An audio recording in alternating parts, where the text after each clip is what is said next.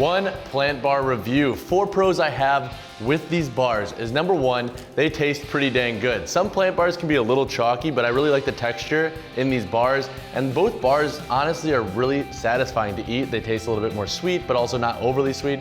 So they taste all around pretty good and they nail their flavors.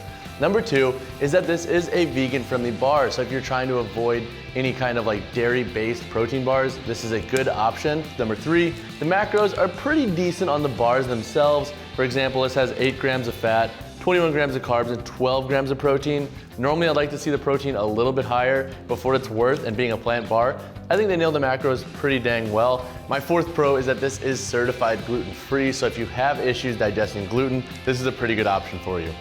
3 cons I have with the one plant bar is number 1, I mentioned in the pro that I do like how the macros are laid out on this bar. However, personally, I would love to see a little bit more protein in it, but again, it's gonna be up for debate on what you like personally in a bar. My 2nd con is that this does have sugar alcohols. There's not a lot of sugar in it. There's only 1 gram of sugar, hence the name one bar, but there are sugar alcohols. So if you have any issues digesting them, then that's something to be a little bit more mindful of with this bar itself. My 3rd con, and this is something I've kind of learned along the way with eating them for the last couple of weeks to a month, is that these bars are way better when refrigerated. They're fine at room temperature. However, let's say you're going from work to the gym and you throw a bar in your bag and it's a little bit hot. These bars are gonna be a little bit more prone to melting, and that's pretty standard with most protein bars. However, it's a stark difference between how these taste in a refrigerator and then in more like warm settings. So it's just something to kind of keep in mind. Not really a con on the bar itself, but it's not the most convenient when you really want a bar that tastes amazing.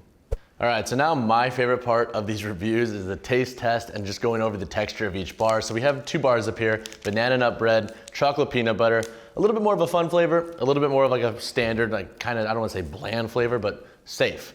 So one thing I like about one bars in general is that they are my go-to bar in terms of flavor. So I'm curious to see how these taste. Let's go banana nut bread first. So coming out of the package, we have a nice white glaze on the bar itself. We'll break it apart.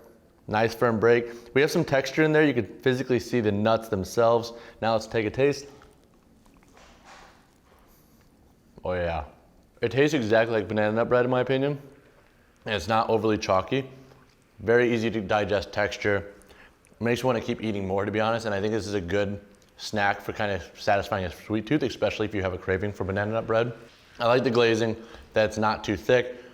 Overall, it breaks apart pretty easily. It's not overly chewy, so it doesn't get stuck in your teeth. Banana nut bread, huge fan of. Give it an 8.5, 9 out of 10. Now let's go chocolate peanut butter. I'm expecting this bar to taste pretty good. Big fan of chocolate and peanut butter, and it's kind of a hard flavor to mess up in my opinion, but let's give it a go. So coming out, we have a chocolate glaze over the bar. Break it apart, similar to banana nut bread, breaks apart really easily. There's a couple little peanuts in here. That's a cool thing. Seeing some extra texture to the bar adds a little bit of variety in terms of what you're gonna be getting. Good. Overall good. I'm getting like a taste similar to like a Reese's, I wanna say, and it's not overly chalky. It's not stuck in my teeth right now. I'm actually gonna go a little bit higher than banana nut bread because this is a little bit more subtle in flavor. It's not nearly as sweet in my opinion. I'm gonna go 9, 9.5 out of 10. All right, so now let's go for a quick scope of the nutrition on these 2 bars. As of right now, there are 2 different flavors for one plant bar, and we'll cover the banana nut bread first. So calories for this bar are 165, total fat content, 7 grams, total carbohydrates, 21 grams, and total protein, 12 grams. From within that, we have 8 grams of dietary fiber, 1 gram of sugar, and 6 grams of sugar alcohols. Now let's look at the chocolate peanut butter bar.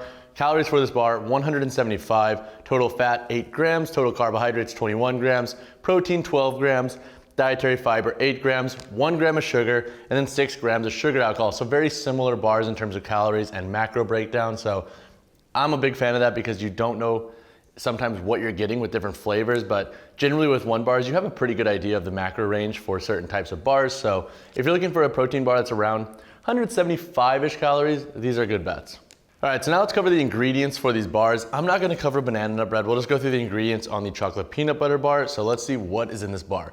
So the first ingredient is protein blend, and that is a mixture of pea protein, rice protein, defatted peanut flour, and almond protein. Then we have a soluble corn fiber, we have maltol, we have vegetable glycerin, palm kernel oil, peanuts, cocoa powder, natural flavors, pea starch, sunflower lecithin, sea salt, rice flour, calcium carbonate, cornstarch, and monk fruit extract. So if you're wondering what kind of plant protein is in this bar, it looks like pea protein, rice protein, there's some defatted peanut flour and almond protein. And then for the sweetness, where's that kind of coming from? I would guess a lot of that's coming from that monk fruit extract, which is the last ingredient here. So all in all, decent ingredients for a plant-based protein bar. It's definitely not the most processed bar I've ever had, but certainly not the most natural ingredient bar. So all in all, a pretty good ingredient rundown.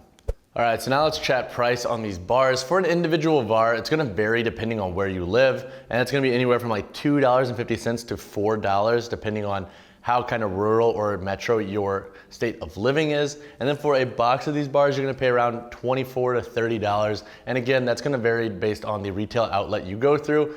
All in all, pretty consistent across the board in terms of just protein bar price. I do like that it's a little bit on the lower end, so if you have that plant bar niche and that kind of dietary requirement, it's kind of nice knowing that these bars are pretty standard with other traditional protein bars that are usually a little bit more average in price on the market. That wraps up my review of the One Plant Bar. In my opinion, these are some of the best tasting plant bars I've ever had, but I do wish they had a little bit more protein. However, it's not the biggest deal when you consider the macro spread and calories for these bars. To read more on this review, visit BarBend.com.